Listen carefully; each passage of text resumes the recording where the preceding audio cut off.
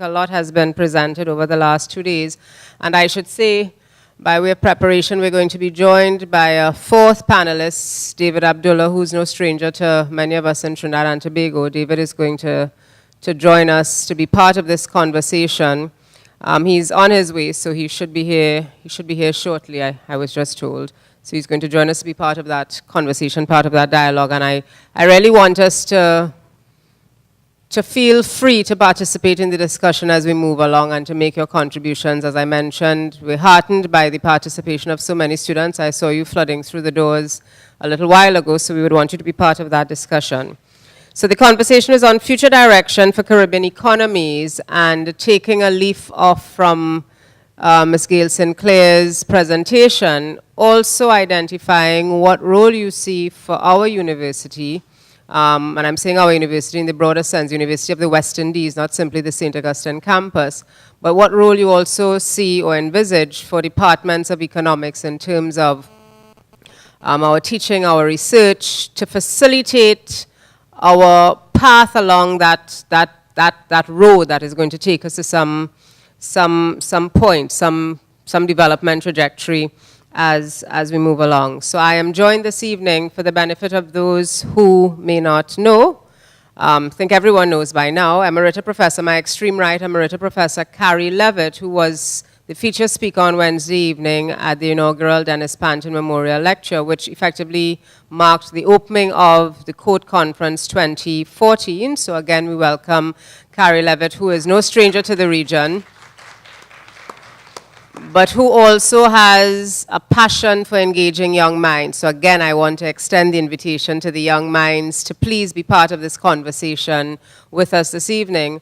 To Professor Levitt's immediate left, Professor Mark Figueroa, who was introduced as a member of the last panel, former Dean of the Faculty of Social Sciences at Mona Campus. So those of you who just came into the room, former senior lecturer in the Department of Economics at the Mona Campus, and now a fellow at the Salises Arthur Lewis Institute for Social and Economic Studies at the Mona Campus.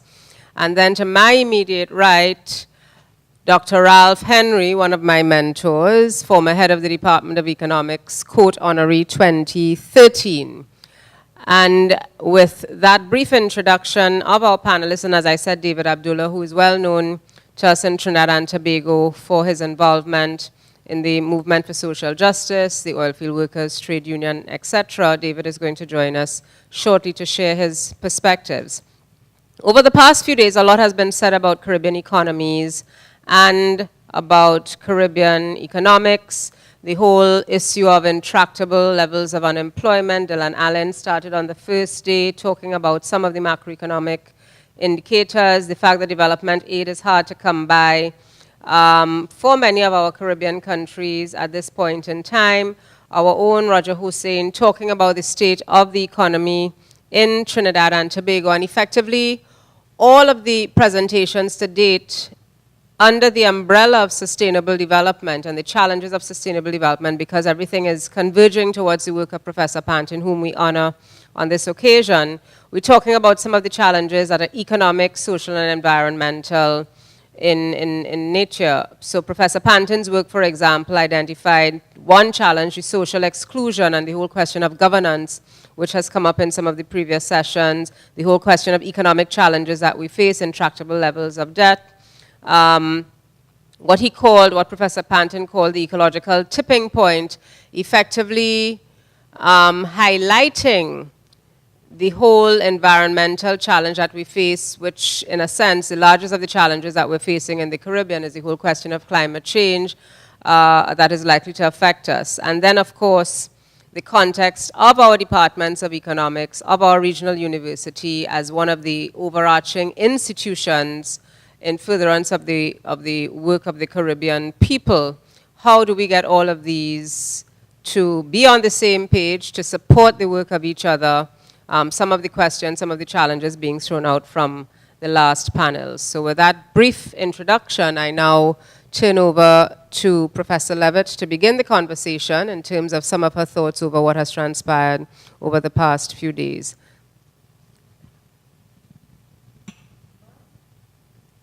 Thank you. I think perhaps a good place to begin the conversation would be by turning our mind back to the beginning of the first day, the beginning of yesterday, where Dylan Alain for ECLAC and also the ambassador for Chile gave us a kind of a panoramic view of the Caribbean in the larger perspective of Latin America and I suppose also the world. And in that survey, it was pointed out that yes, Trinidad, Suriname, Guyana, which are countries rich in natural resources, had done rather well, but most of the rest of the Caribbean had manifested severe problems. And that put my mind to the fallout from the financial crisis of 2008, where it was so noticeable, first of all, that the countries which were most severely affected, and they were the central capitalist countries, regions, Europe, North America, were also most integrated financially with in a system of increasingly open financial markets. They were the hardest hit. By and large, the developing world recovered very rapidly from that, from the crash of 2008, with the exception, with a notable exception of what I call the southern periphery of the United States, consisting of Mexico, Central America, and virtually all the Caribbean islands. So I have in my mind this picture of all the large negative growth indices in our part of the world, as compared with the relative absence of similar kind of collapse pretty well everywhere else, including the rest of Latin America, where there were no IMF programs required in the aftermath of 2007-8 crisis, whereas in almost every Caribbean country, barring of course Trinidad, Guyana, required IMF assistance. There was also very little IMF assistance required anywhere in Africa and virtually none anywhere in Asia. So the reason I'm recalling this picture is that I think we have to, looking down the road, looking for future for our region here, we have to take note of the fact that we are extremely vulnerable, and more vulnerable than any other regions of the world, in a sense more open, more dependent on tourism, migrant remittances. Some people say foreign direct investment, although there's more talk about it than actual investment when you look into the matter more closely. The second comment I'd like to make, and it is related to that financial crisis, is that I am suggesting, it seems to me, that the instability, and the instability was caused, of course, by the excessive creation of financial innovations, derivatives, and all kinds of fancy instruments, which ultimately result in money being made in a way which is really parasitical. It drains the real economy, it drains the real productive sectors, and to make financial gains, but we're not going there. What I want to point out is that the uncertainty of people holding large portfolios of financial assets caused them to move, even before 2008, into real property, into forward contracts on food that had not yet been grown, into purchase of land in order at some time perhaps to grow food. That is generally known as land grabbing, purchase of very large tracts of land in Africa, in Latin America, and purchase of anything that is real, as distinct from being mere financial paper. And that includes downtown urban land, and it includes basically land. So the reason I'm mentioning this is because I would like us to consider more seriously than it has been considered in this conference to date, the very interesting, imaginative, and I think positive vision of Dennis Pantin for small island states to become leaders in a kind of an economy, a kind of a society that builds a more direct relationship between human beings, us and human activity, and our natural environment. And that in the situation of Caribbean islands, this is actually a feasible future perspective, because perhaps when Arthur Lewis suggested that these countries here should specialize in exporting manufacturers with cheap labor, that might have been, it was a very revolutionary idea at the time, but that did not happen. And in this day and age, this region is not an area of massive amount of cheap, unskilled labor. And that possibility has bypassed us, has gone. And I'm suggesting that we should look together here at the fact that it makes now sense, also in light of the climate change, which is certainly going to affect this region, to guard more carefully the land resource which we have, to value it socially and in terms of its inherent and future value rather than by its current market price, and to protect it. That we should think of the assets we have in terms of the land in all of its dimensions, its capacity to grow food and make us more self-reliant and increase food safety, all the other reasons why we need to reconnect more closely with the land, and that this country in particular, which is very rich in the petroleum gas reserve, to ask whether we really need. Do we need to exploit this reserve, this resource, even at the rate it is presently being done? And yes, you have a heritage fund in money, but there is another way of providing for the future, which is to leave some of that stuff underground. And other countries have opted that too. And I thank my assistant for raising the issue of this, I think, abomination of a possibility of despoiling some of the regions and lands of this country by the extraction of that particularly dirty stuff that comes out of so-called tar sands. It seems to me that this is quite the last sort of project that should ever be even looked at in this country.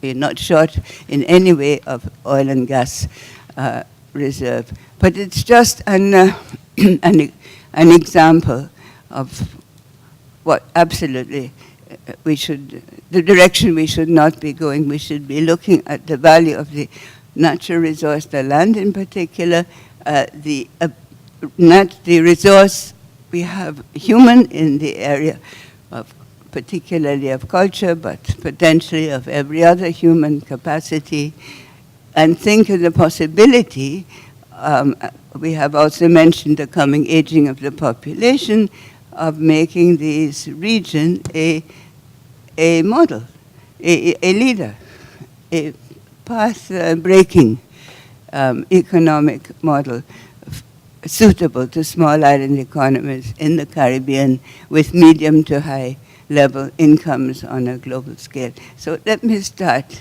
with putting that on the table as part of the legacy of Dennis Pantin, which I have not heard too much discussion of it in the last 2 days, and I would like to hear more.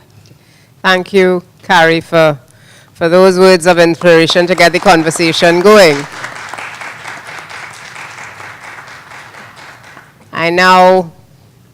I just want to thank David for making it in good time to join us this afternoon, and I now want to invite Dr. Ralph Henry to begin his conversation, as it were, in this last session.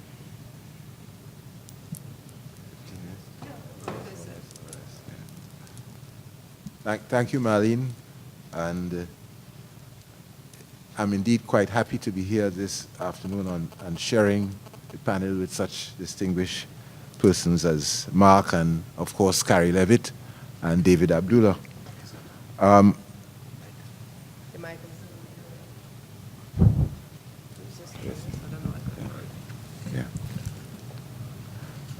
But I should also express my regret in not having been able to be present at the session yesterday and at the session also in the earlier part of today, but I took in a little bit of what was taking place in the early afternoon.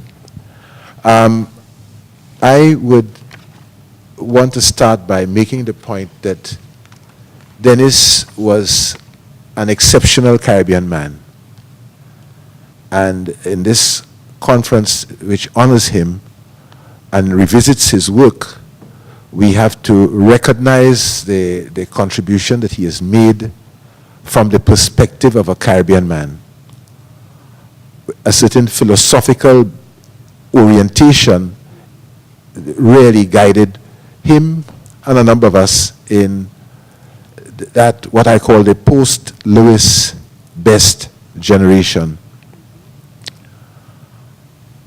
And I think in seeing Pantin in the context of Lewis and also Best, we recognize that the two predecessors saw the Caribbean in a long historical sweep. And I'd want to submit that that's the only way we should look at the Caribbean today and to the future, because we have actually arrived at a turning point. And sometimes maybe I have not lived through any turning points before, but reading the history, I have a sense that when you're living through a turning point, a lot of people don't see it. Lewis saw it in the 1930s. 100 years after slavery, he realized that he had a responsibility to show and to demonstrate that these islands that were so beautiful and were the jewels in the British crown, development, however measured, had stalled, and nothing was happening. And when you read his submission to the Moyne Commission, you get the cri de coeur that something needed to be done. And the rest is history, because out of that came a whole lot of work that Lewis did, the industrialization of the British West Indies, unlimited supplies of labor, etc., etc.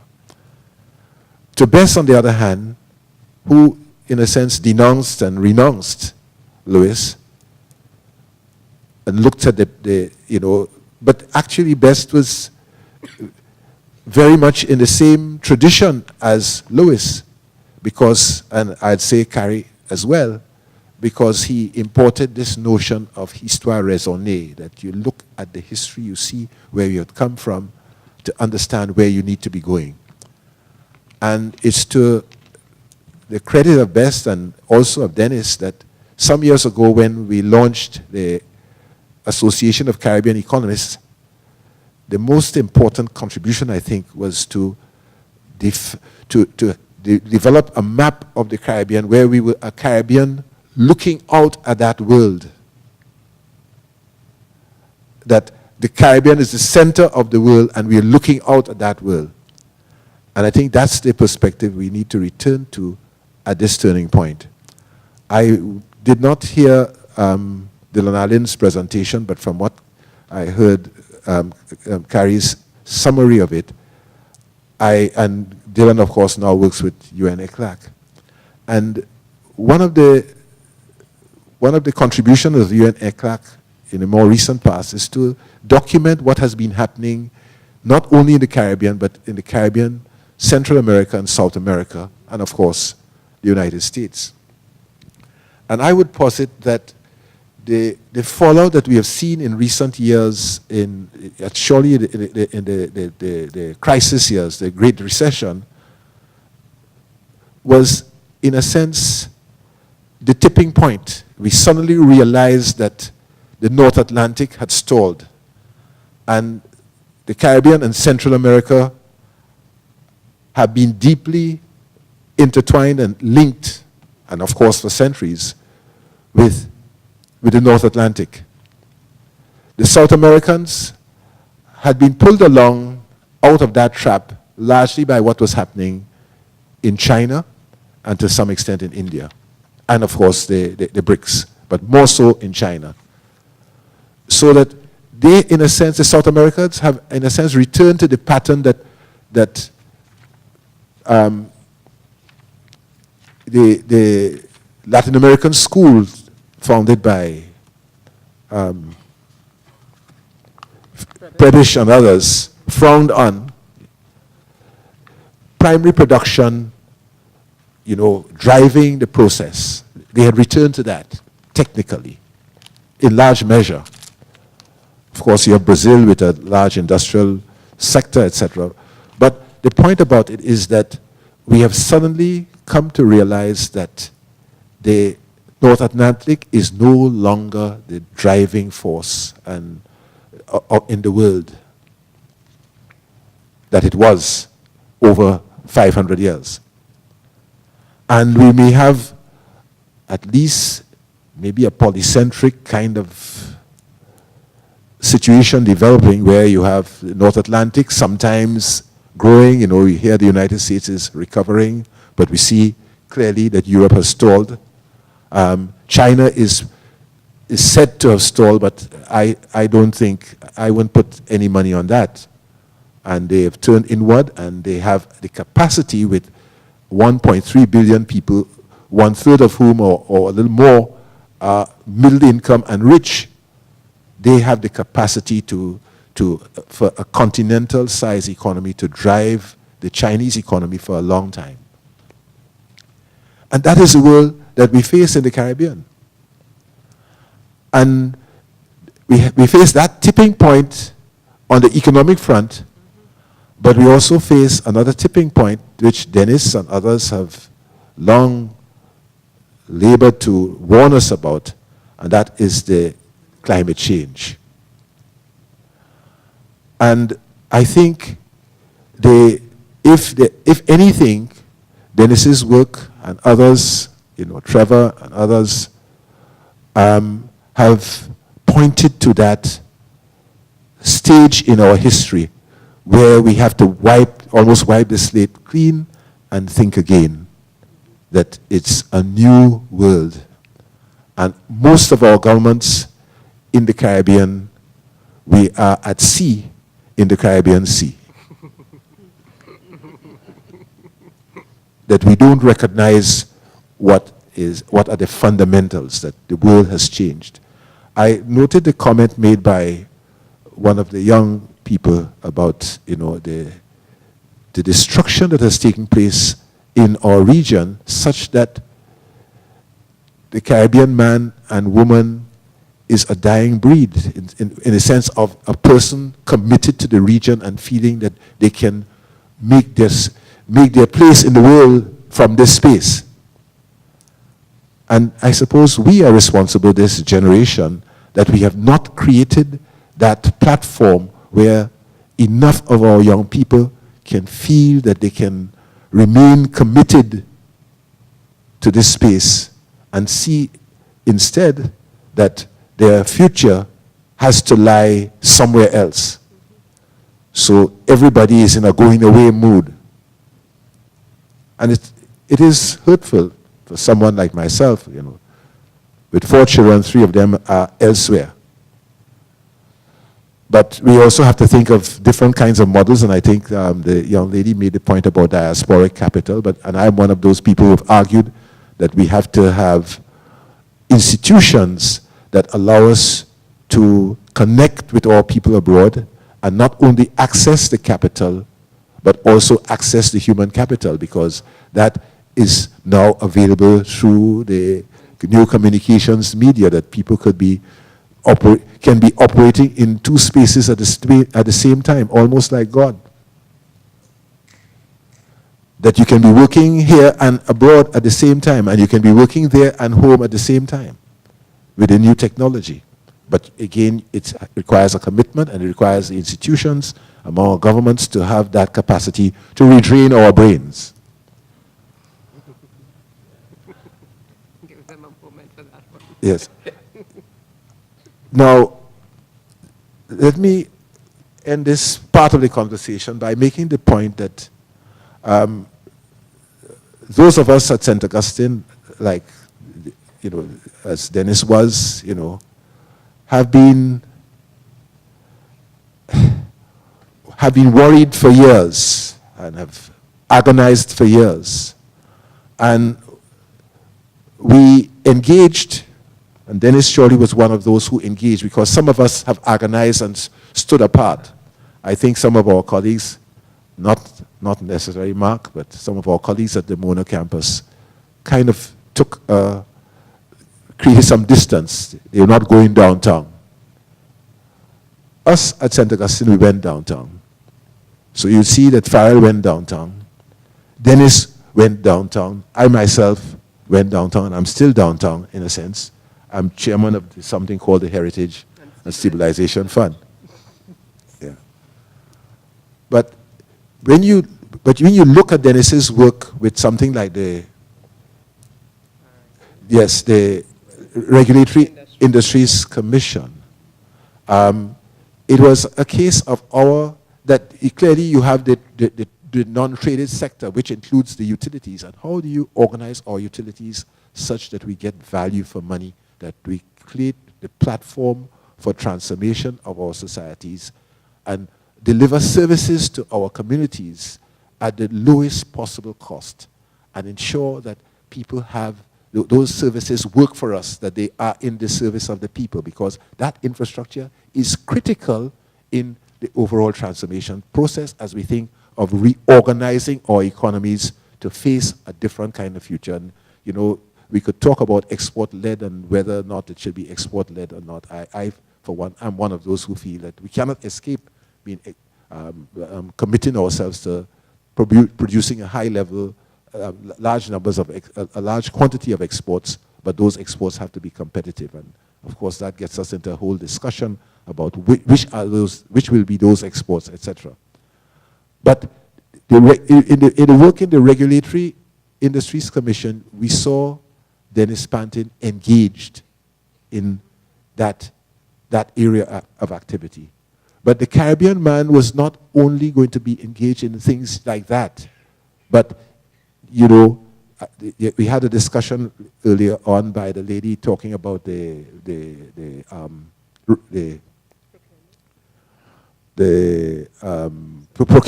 procurement regime, etc.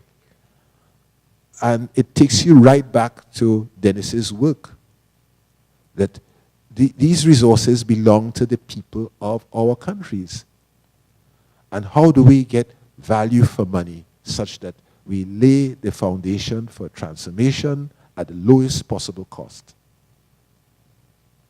But you require a certain kind of philosophy. And again, this is what would have attracted and encouraged Dennis to go out there and to be engaged in issues that seemed to be the remit of the people in political science, but he was very much involved in, constitutional reform, etc. Because at the end of it is the reorganizing of our society in the best interest of all the little people in this society. And I want to end by making another point, and I noticed Mark did speak on the work of Piketty, because I think that is perhaps one of the most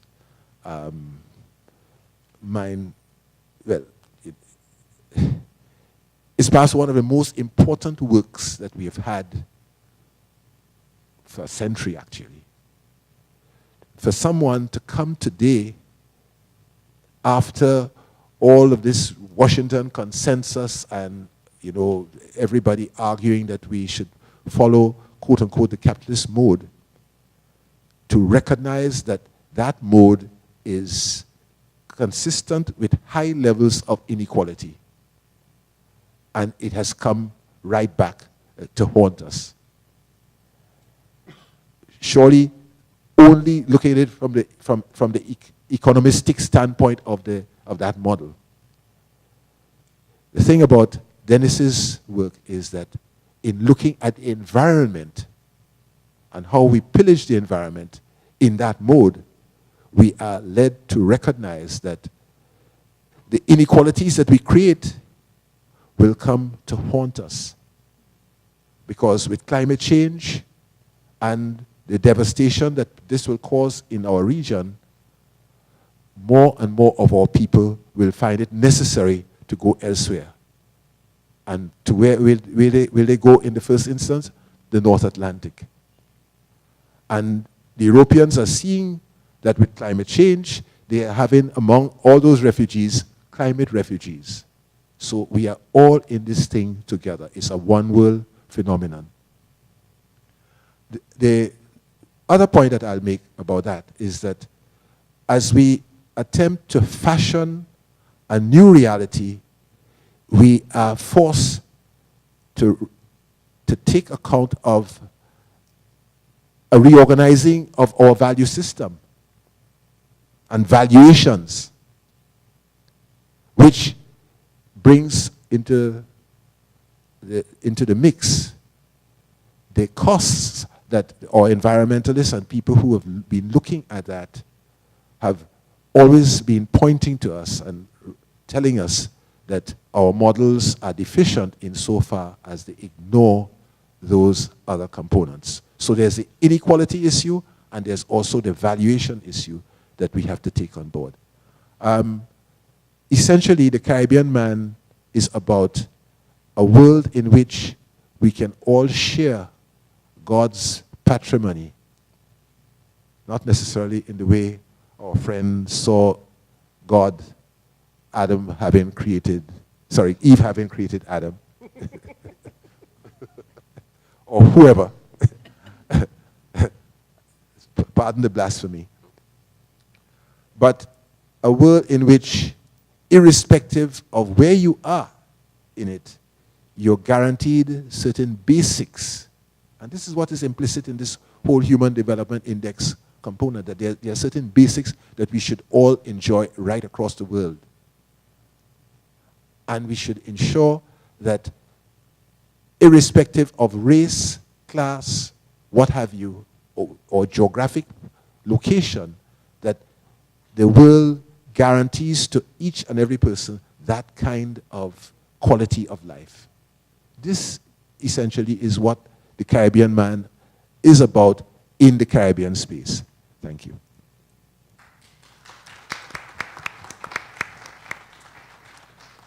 Thank you, Brother Ralph. David, we pass the... Let's hope that one is working.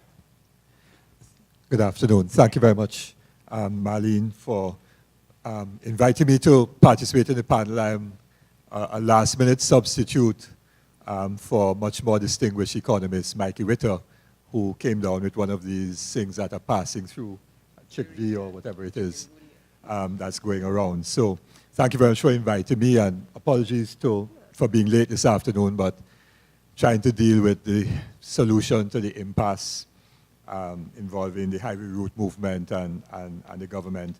So we had quite a dramatic day outside the PM's office today.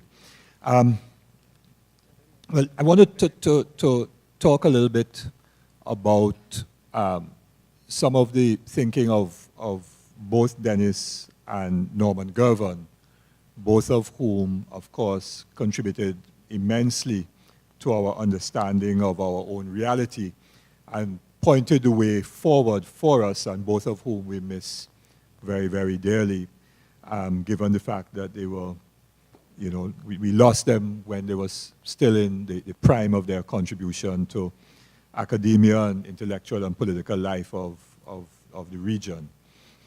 And I want to start with Dennis, and of course, Dennis was very much an activist, quite apart from his activism way back in the mid-70s with Tapia and contesting elections in 1976 for Tapia, and so on.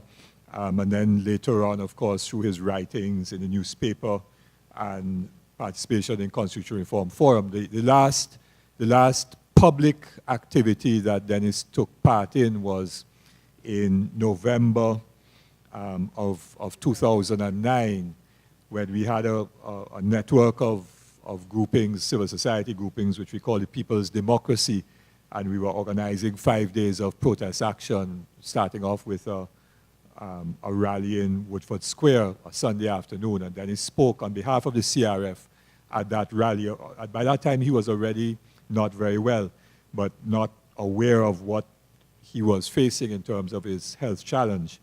But he did speak in Woodford Square on that day about the importance of changing the system of governance so that the constant issues that we had been experiencing, whether in the labor movement or in civil society, NGOs, community-based organizations, over all of the different interests that we represented and the failure of governments then and before the Manning government at the time to address these issues at the root had to do with the failure of our system of governance.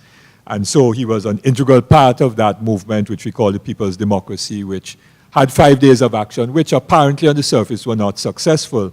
But Patrick Manning very shortly thereafter was forced to call an election, of course, lost in 20. But Dennis, therefore, was an activist. And so I want to start off with the activism of today, which is, of course, around the issue of the highway between Mont Desir and Debe, or Debe and Mont Desir, depending on which way, if you're traveling from north to south or north or south to north.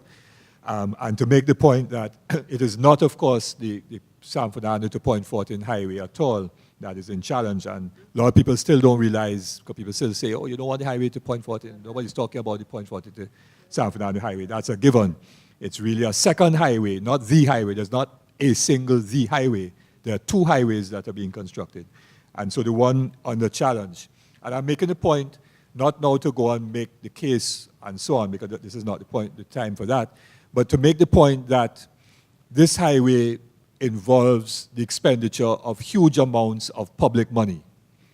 And quite apart from expenditure, also have implications, and of course people could debate the extent of the implications for the environment, and have impacts on the community and so on. And therefore, in a real way, linked together in terms of the environment, in terms of the economy and how public money is spent and accounted for, and transparency and so on, and how decisions get made.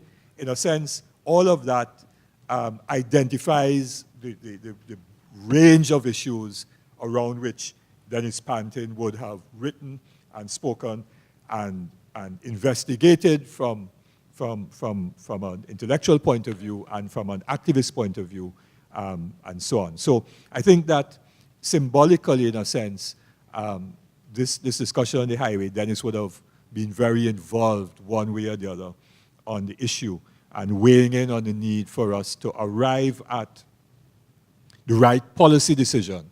And therefore, the question is, how do we arrive at the right policy decision? Not now saying whether the highway is right or wrong.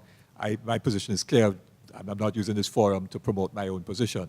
But very simply to say that Dennis would have asked, how do we arrive at the right policy decision around the expenditure of $5 or $7 or $9 billion and so on of public money, which has implications for the country in terms of its environmental impacts and so many other impacts.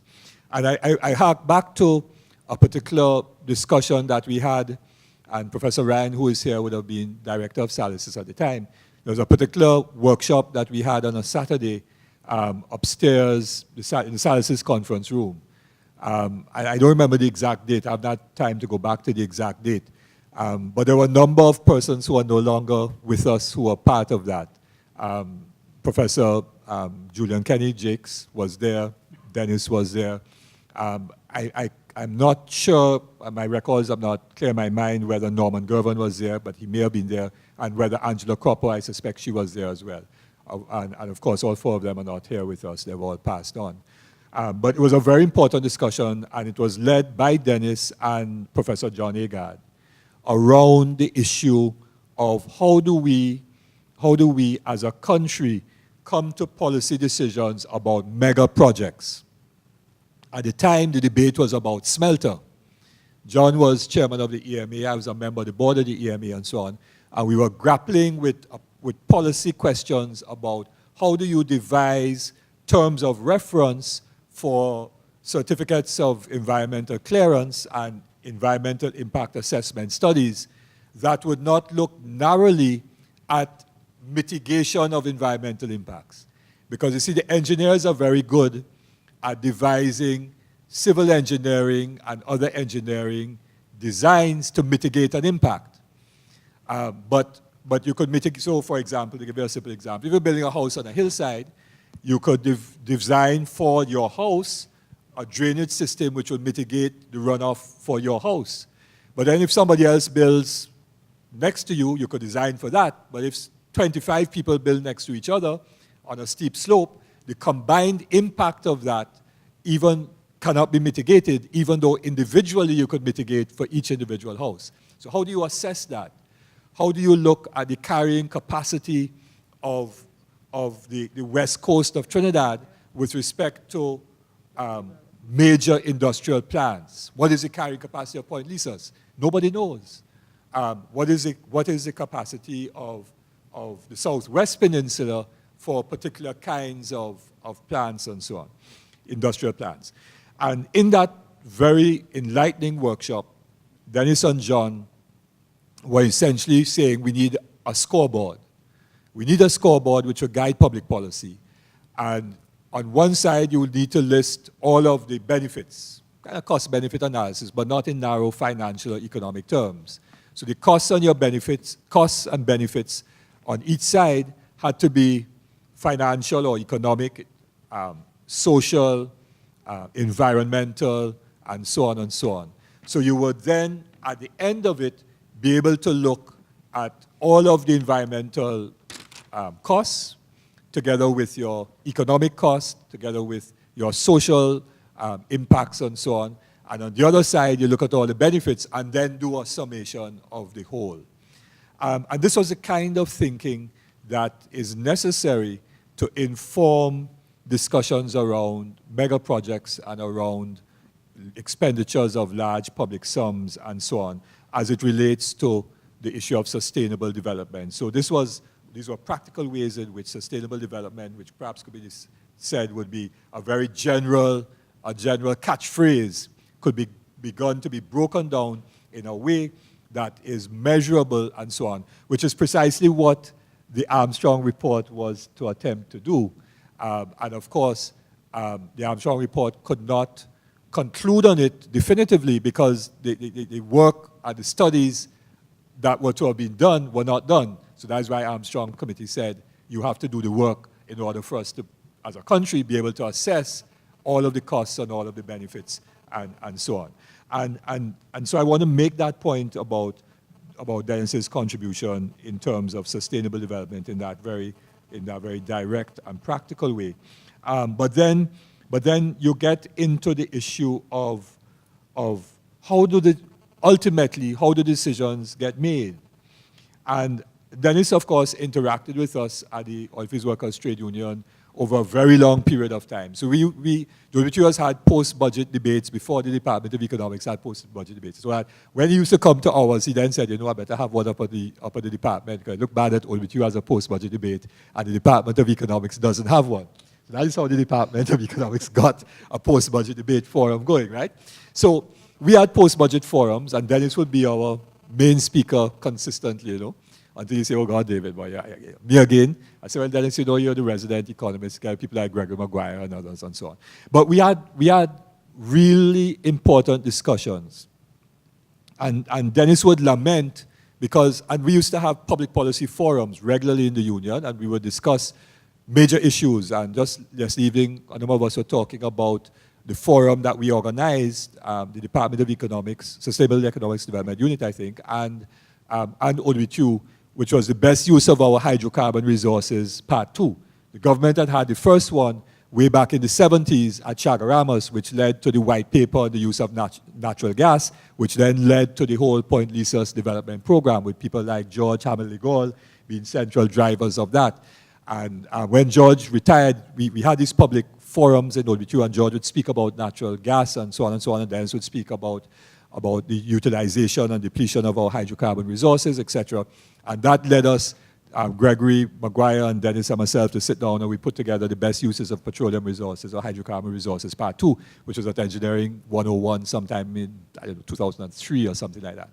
But in those discussions that we were having, Dennis would begin with a very careful economic analysis, run the economy, this, etc., etc., etc., need for industrial policy, and Dennis was the first one to organize a conference on industrial policy. It was at Holiday Inn and so on. I remember being there and that kind of thing.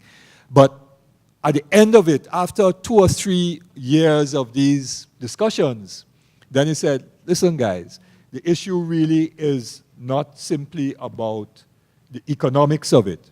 The issue is why are we in the position where year after year after year we're basically saying the same damn thing and lamenting the same problems that don't get fixed. And therefore, we have to address the root issue of governance, which is a point Carrie made in a brilliant lecture the other evening, that you have to address the issue of governance. So that how do you get the right policy decisions? And it is not only, as C.L.R. James wrote in Party Politics in the West Indies, it is not simply a matter of looking for good men. And because James wrote this in, 61 or thereabouts, he used men generically, so feminists don't attack me, I'm just quoting James. And James said it's not simply a matter of looking for good men, because you will then come to the realization that the good men that you have put in office rapidly become men who are not good. And then you have to look for another set of good men who rapidly become men who are not good. And that is what has been our conundrum over the since 1981. So Eric Williams dies in 81, and from 81 to now, the country has, in essence, had fixed terms for prime ministers. Professor Ryan is here. So that very few prime ministers, if any, none really, has served 2 full terms, right, from 1981 to now. So you could have term limits constitutionally, but in a sense, we have done it from the practical politics, because we haven't accepted the fact that good men and good women, or rather put it the other way around, we have realized that good men and women rapidly have become bad men and bad women when they're in office. But to correct that, you therefore have to change the systems of governance. And that is what Dennis was focusing on in terms of changing the governance arrangements. And I want to come back to that in a moment. Let me just move very quickly to Norman. And Carrie was making the point as I was coming in about the climate change and the environmental impact and so on. And Norman, in one of course, he had many brilliant papers and lectures and so on. But towards the latter part of his life, started focusing on what he called the existential threats to the Caribbean, which was the perfect storm of climate change, the global capitalist crisis, and of course, the institutional collapse within, which combined together would result in us been relegated to the footnote of history in terms of economic development. I'm not saying that's exactly what he said or putting it, but that's my understanding of where Norman was driving at, that with major environmental climate change, and where you could get in the space of an hour a Hurricane Ivan wiping out Grenada's economy literally in the space of an hour, and so on. And with the global capitalist crisis, because of dependency and all the other things that we are aware about and so on, then economic growth is not likely to happen. If we look at the Caribbean today, the Caribbean is the most indebted region of the world, virtually. I think we probably surpassed Sub-Saharan Africa now in terms of the most indebted region of the world. So most of the Caribbean economies, including Barbados, which everybody touted as this great economy, well managed and so on, have debt to GDP ratios of 75% to 100 and something percent or more, right? Trinidad and Tobago is borderline with all of our oil and gas resources at, well, depending on which data you use, about 50% and rising. So we are in this situation where governments literally cannot pay public servants at the end of the month, literally. I've been told that some prime ministers quietly come into Trinidad and beg for 20 billion US short loan and so on so they could meet their monthly obligations, so their public servants and the teachers at the end of the month. That is how bad things are. And there's no public sector investment because there's no money for public sector investment and so on. And in some of the economies, the private sector is capital flight, money does not get reinvested and so on, it goes abroad, and then you have the collapse of our national institutions. Talking to a senior counsel this morning, he said there are 850 persons waiting for trial for murder in Trinidad and Tobago now, 850. But the courts could only deal with at maximum 10 a month. And of course, more people every now and then get arrested for murder. So you will never ever clear that up. So he's in a murder trial which has been postponed 4 times from the time of the start of the new law term to now.